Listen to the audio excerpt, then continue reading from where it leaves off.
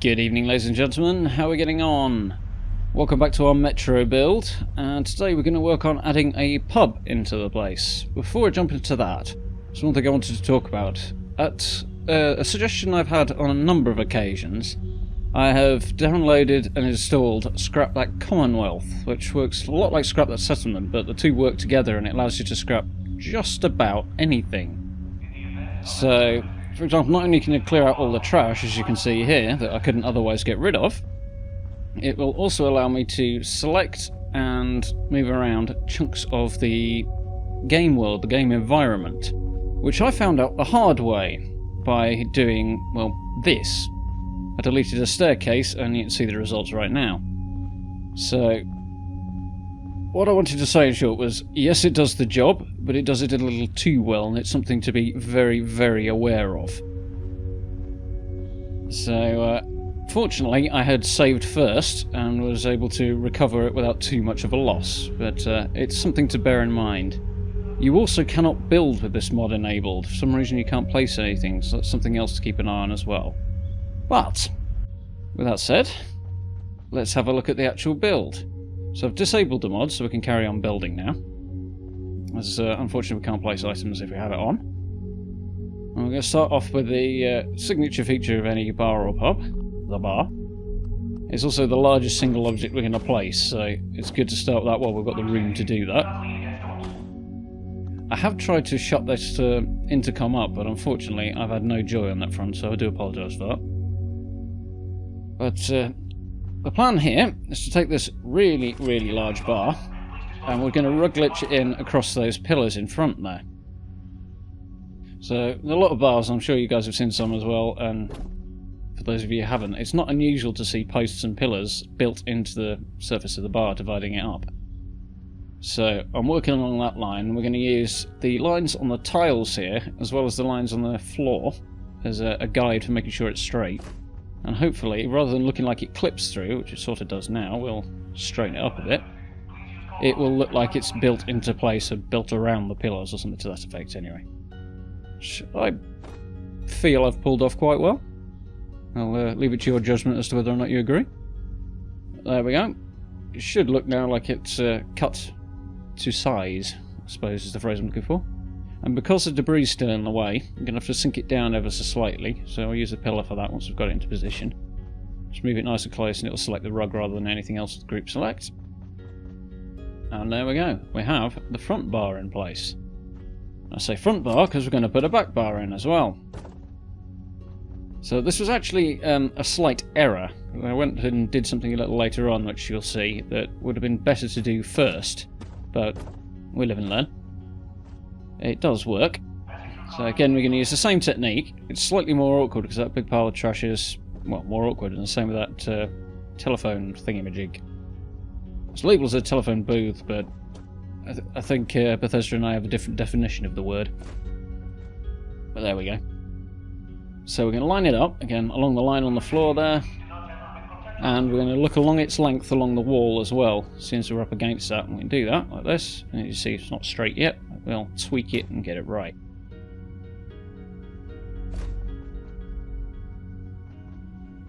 Skipping over my repeatedly doing that. And then we will use the pillar again, just sink it down through the trash. Once I re-enable Scrap That Commonwealth, I've left Scrap That Settlement on, but turned off Scrap That Commonwealth, FYI. It will make all the trash that I've deleted previously disappear again, so you'll be able to see the finished product. So that's the two bars in place. This door here actually leads into Boston Library. It's a back entrance.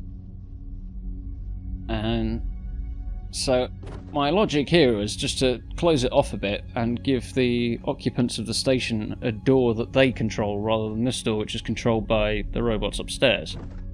So basically it makes them more secure because they're the ones in control of the entrances and the exit. That's the mindset. So we're just going to build a junk fence with a door across it and then use these half walls across the front as well and close it up that way. I've chosen these slightly scrappier ones because you can sort of see through it and see anything that's going on in there as well. It's the same with the choice of the door that I picked as well.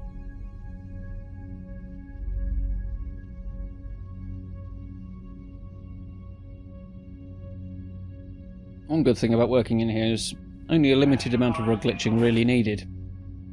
The pillar here is more than enough to get this into place.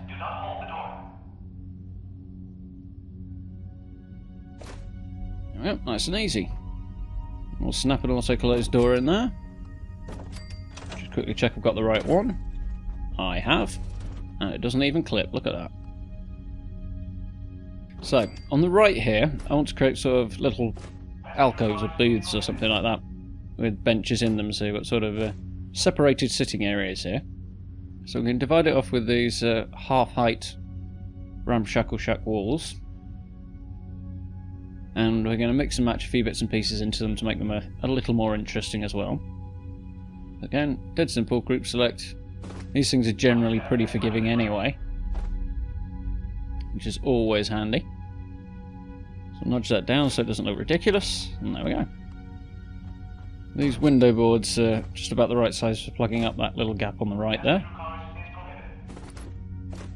Make life a bit easier for myself, I'm going to move that concrete pillar as far back from the boards as I can and still being able to group select it so we don't get any collision issues with the pillar. Just got the boards to worry about. And there we go. Got a bit too much clipping going on there, so we're going to pull it out and readjust it.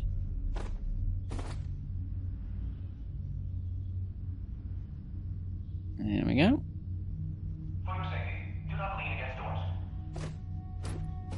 Looks about right. There's a tiny little bit of clipping, but that'll be hidden before long anyway, and there isn't any on that side either, so that's good. And for the sake of mixing and matching and keeping things interesting, I'm going to use a different piece here. That big hole kind of renders it slightly redundant, but I like the wooden frame to it, so we're going to use a technique I've not used in a while, which is plugging one of these up with a chain link fence. First used it to grip tours, I believe, on the greenhouse there. And then we're going to add an extra layer with some more window boards as well, just to make it a little bit more dynamic. And there we go. So I had wanted to use these modular couches that are added by USO, which I don't use very often because they have some significant shortcomings, but they would make quite good permanent seating arrangements if they fit, but they only really fit in this middle booth, so I've used them here and I've used more standard approaches on the other ones. But you'll see in a moment what the slight issue is. Well, they're modular, so you can position them in any which way you want up to a point, but they are designed to be completed, not usable as settlement objects. So as you can see from the end there, you've got a huge hole in them, so you do need to close them off. And the highlight there, the green highlight, also makes it very hard to line things up. You actually need it to look ever so slightly too high. That's not quite right, so we'll have to do that one again. It is possible to change the colour of your HUD. That's the word I'm looking for. And then you'll be able to see more clearly if you go with sort of a grey-brown, but I haven't got the eye for faffing around with that. Yeah, I don't know. I've never quite managed to get that right, so I've learnt to deal with it as is. It takes a little bit more trial and error, but by the time you faff with the menus, probably not that much more, really. So, nudged into place. That's neat and tidy. I had wanted to use the 3-seater one, like the same as we've used initially on this side as well, but unfortunately it clips through that pillar on the left there, so we'll have to use the individual seats as there isn't one that's too long, unfortunately. 2 pieces long, I should say. And there we go. Skipping on a little. These arm type things as the intended end pieces, but partially because I can't push it back as far as it should do, it doesn't look right, and I don't know if it's just the settings or what, but I've never liked them. So I'll pull it back out and we'll just hide the gap on the end with something else instead. So this is a more standard approach again, but as we've got this trash pile that will remain until I switch the mod back on, we're going to nudge it into position manually on top of it, and basically repeat the same procedure we did on the bars, which is it's in the right position, just too high. So now we'll just sink it straight down through all the trash.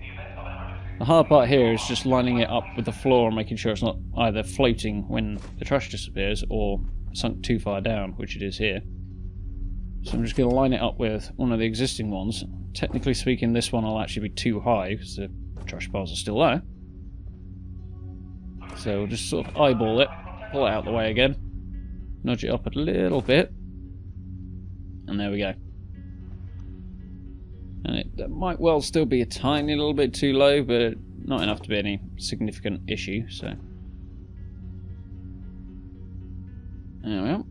I'm going to use a stadium bench, which seems oddly named because it's actually the same as all the ones that are initially in this location, so it looks like they're taking advantage of what's already around them.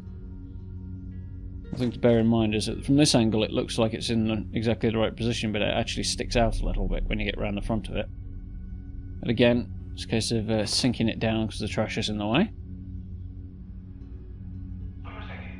A little bit of nudging and adjustment.